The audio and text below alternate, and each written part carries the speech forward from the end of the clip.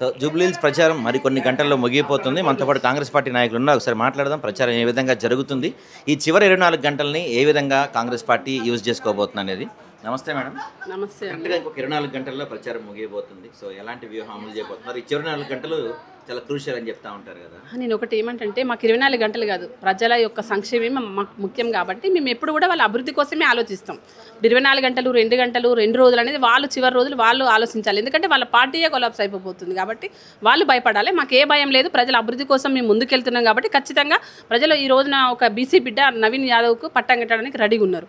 ఎందుకంటే 10 సంవత్సరాలు కూడా బీఆర్ఎస్ అధికారంలో ఉండి ఏమి సాధించలేదు, ఏమీ చేయలేదు. అంటే జూబ్లీహిల్స్ అనేది ఒక పెద్ద అంటే పేరున్న కాన్స్టిట్యున్సీ, బట్ కాబట్టి అక్కడ ఎలాంటి అభివృద్ధి కూడా చేయలేదు. మన రాజధాని హైదరాబాదు తెలంగాణకు చాలా ముఖ్యమైన పట్టణం ఇది, అయినా కూడా అభివృద్ధి జరగలేదు. కాబట్టి ఇప్పుడు మా కాంగ్రెస్ గవర్నమెంట్లో మేము మా కాంగ్రెస్ పార్టీకి పట్టం కట్టిన తర్వాత అభివృద్ధి అనేది ఇంకా చాలా పెద్ద ఎత్తున జరుగుతుంది. ఇక్కడ ప్రజలు కూడా చాలా సంతోషంగా ఉంటారు రాబోయే రోజులలో. అయితే కొంతమంది బీఆర్ఎస్ నాయకులు ఇళ్లపైన, ఇక్కడ ప్రచారంకి వచ్చిన నాయకుల ఇళ్లపైన దాడులు జరుగుతూ ఉన్నాయి.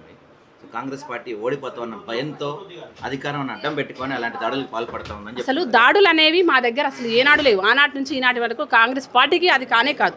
దాడులు చేయడం కాంగ్రెస్ యొక్క కాదు. మేము ఏంటంటే ప్రజల మంచి క్షేమం కోరి ప్రజల దగ్గరికి వెళ్ళి వాళ్ళకి ఇచ్చే పథకాలు కావచ్చు, వాళ్ళకి ఇచ్చిన హామీలు కావచ్చు నెరవేర్చడానికి ఒక్కొక్కటిగా మేము ముందుకెళ్తున్నాం. దాడులు చేసే పార్టీ వాళ్ళది బీఆర్ఎస్ వాళ్ళు అధికారంలో ఉన్నప్పుడు దాడులు చేసిళ్ళు, అధికారం కోల్పోయినాక ఇంకా ఉక్రోషంతో ఇంకా దాడులు చేస్తున్నారు. అది సమాజానికి తెలుసు, ప్రజలకు తెలుసు. అప్పుడేమో రౌడీలాగా చేసిళ్ళు, ఇప్పుడేమో అంటే అధికారం పోయిన ఉక్రోషంతో చేస్తున్నారు. అధికార దాహంతో అప్పుడు చేసిళ్ళు దాడులు, ఇప్పుడేమో అధికారం పోయిన తర్వాత ఉక్రోషంతో చేస్తున్నారు, బాధతో చేస్తున్నారు. అర్థం కావట్లేదు. ఇవాళ వాళ్ళు చేసే ప్రతి అడుగు కూడా 10 సంవత్సరాలు చేసిన దౌర్జన్యాల వల్ల ఈరోజు వాళ్ళు ఎక్కడికి వెళ్ళినా బీఆర్ఎస్ వాళ్ళు దెబ్బతింటున్నారు, అవమానాల పాలవుతున్నారు, వాళ్ళని చీకొడుతున్నారు. అయితే ప్రధానంగా బీఆర్ఎస్ వాళ్ళు ఆరోపిస్తుంది, ఒక ఒంటరి మహిళ భర్త చనిపోయి బాధలో ఉంటే ఆ భర్త చావును కూడా రాజకీయం చేసే ప్రయత్నం చేస్తుంది కాంగ్రెస్ పార్టీ. ఒక ఒంటరి మహిళకి, ఒక రౌడీ మూకకి జరుగుతున్న యుద్ధంగా దీన్ని వాళ్ళు చెప్తా ఉన్నారు. నేను ఒకటి ఏమంటే అసలు ఈ మాట మాట్లాడిన కేటీఆర్కు బుద్ధి ఉందా అని నేను అడుగుతా. ఒక తల్లిని, ఒక పిల్లల్ని, ఒక భార్యను, వీళ్ళందరూ ఒక చుట్టాలను, బంధువులను, అన్నదమ్ములను అందరినీ కూడా పక్కకు పెట్టేసి ఒక 2-3 రోజులుగా నువ్వు కనీసం గోపీనాథ్ గారు ఎలా ఉన్నారనే బుల్లెటిన్ నువ్వు బయటకు విడుదల చేయలేదే. ఒక ఎమ్మెల్యే కదా తను, నువ్వెందుకు చూపించలేదు? ప్రజలకు చూపించలేదు, ఓట్లేసిన ప్రజలకు చూపించలేదు, జూబ్లీహిల్స్ కాన్స్టిట్యున్సీ ప్రజలకు చూపించలేదు, చుట్టాలకు చూపించలేదు. నువ్వు దావుడు మూతలాట ఆడి వాళ్ళ కుటుంబంతో ఆటలు ఆడుకున్నది నువ్వు. నీ ఫ్యామిలీలో నీ చెల్లె విషయంలో అలాగనే చేస్తున్నావు, ప్రజల విషయంలో అట్లానే చేసినావు. నేను నమ్ముకున్న నిరుద్యోగులు, విద్యార్థులను అందరినీ కూడా నువ్వు అట్లనే ఆటలాడించినావు నువ్వు అధికారంలో ఉన్నప్పుడు. ఈరోజు బై ఎలక్షన్ రావడానికి కూడా కేటీఆర్, గోపీనాథ్ చావడానికి కూడా కేటీఆరే కారణం అని నేను అంట. ఎందుకంటే తల్లి కూడా చెప్పలేదు. మనం చూస్తున్నాం వాస్తవాలు, వాళ్ళ నోటి ఉంటేనే మనం వింటున్నాం కదా. ఇవాళ తల్లి వాళ్ళ మదర్ ఏం మాట్లాడుతున్నారు, కనీసం ఆఖరి చూపులు ఆఖరి మాట కూడా నాకు దక్కకుండా వేసింది కేటీఆర్ సమాధానం చెప్పాలి ఈ రోజున అని చెప్తుంది. అది సరిపోతుంది కదా. ఫ్యామిలీనే మొత్తం విడదీసి ఫ్యామిలీని వాళ్ళ బయటకు గుంజి వాళ్ళ ఫ్యామిలీని సర్వనాశనం చేసింది కేటీఆర్ అని నేను అంటున్నాను. ఇటు బడుగు బలహీన వర్గాలను నాశనం చేసినవు, అటు ఉద్యమకాలను నాశనం చేసినవు. నీ అయ్యనేమో ఫామ్ హౌస్లో పడుకున్నాడు, నువ్వేమో ఇక్కడ తందనాలాడి డ్రగ్స్ దందా నిర్వహించిన కేటీఆర్కి ఇక్కడదని నేను అడుగుతున్నాను దమ్ము. అయితే కాంగ్రెస్ పార్టీ వాళ్ళు చెప్తున్నారు, మేము సికింద్రాబాద్ కంటోన్మెంట్ కూడా ఎంత డెవలప్ చేసాము, సో ఇక్కడ కూడా అదే విధంగా చేస్తామని చెప్తుంటే కేటీఆర్ ఏమో దమ్ముంటే మగాడి అయితే ప్రూవ్ చేసుకుందాం అని చెప్పి. అసలు నీకు ఆ మాట అనే అధికారము హక్కు నీకు ఎక్కడిది కేటీఆర్ అని నేను అంట. అసలు నేను ఒకటి చెప్తున్నానంటే, ఒక మహిళగా నేను మాటలు నేను మాట్లాడలేను మీలాగా. ఎప్పుడు మాట్లాడినా కూడా మా అన్న రేవంత్ రెడ్డి ఈరోజు 2 సంవత్సరాల పరిధి లోపల ఎంత డెవలప్మెంట్ చేసిండు. నువ్వు మున్సిపల్ శాఖ మంత్రి ఉండే నువ్వేం చేసినావో చెప్పు. కనీసం నీ అయ్యా ముఖ్యమంత్రి ఉన్నాడు, వదిలేద్దాం. నువ్వు మున్సిపల్ శాఖ మంత్రిగా నువ్వు ఉన్నావు కదా, నువ్వేం చేసినావో చెప్పు.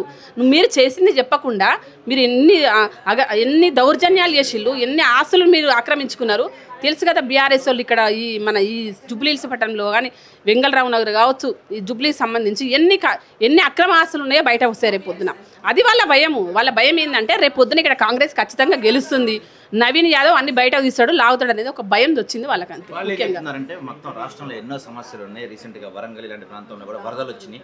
మొత్తం ప్రజలంతా వరదల్లో కొట్టిపోయి కష్టాల్లో ఉంటే కాంగ్రెస్ పార్టీ మంత్రులు మొత్తం వచ్చి ఇక్కడ జూబ్లీహిల్స్ తిరుగుతున్నారు. ఎందుకంటే ఎక్కడెక్కడ ఖాళీ స్థలాలు, ఖాళీ జాగాలు ఉన్నాయి, కబ్జాలు పెట్టుకుందామని మొత్తం రాష్ట్రాన్ని వదిలేసి మొత్తం. అసలు కాంగ్రెస్ పార్టీ యొక్క ఉద్దేశాలు ఫస్ట్ నుంచి ఇప్పటి వరకు అలాంటి ఆలోచన మాకు లేదు. ప్రజా సంక్షేమం దిశలో మేము వెళ్తాము.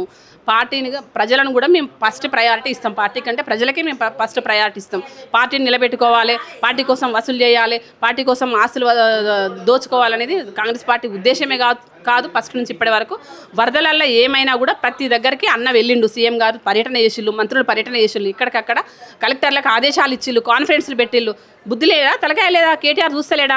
మీలాగా ఫామ్ హౌస్లో వండుకునే రకం కాదు కదా మా అన్న. ప్రతి క్షణం ప్రజల లోపల ఉంటాడు. ప్రతి గడప ఏం జరుగుతుంది, ఎవరి అవసరాలు ఏంది, ఎవరి కష్ట సుఖాలు ఏందని పరిశీలించే గొప్ప నాయకుడు, గొప్ప లీడరు, గొప్ప ముఖ్యమంత్రి అని నేను అంటున్నా.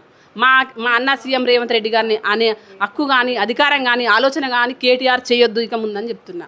ఇక ముందు అలాంటి ఆలోచన కూడా నీ మదిలో రావద్దు. ఒక్క మాట కూడా అనదు, తొక్కి పెడతారు ఇక్కడ అని చెప్తున్నా. ప్రజలు ప్లస్ నాయకులు, కార్యకర్తలు, ఉద్యమకారులు, విద్యార్థులు, నిరుద్యోగులు కేటీఆర్ చూసుకుంటారు ఇక ముందు రోజులలో.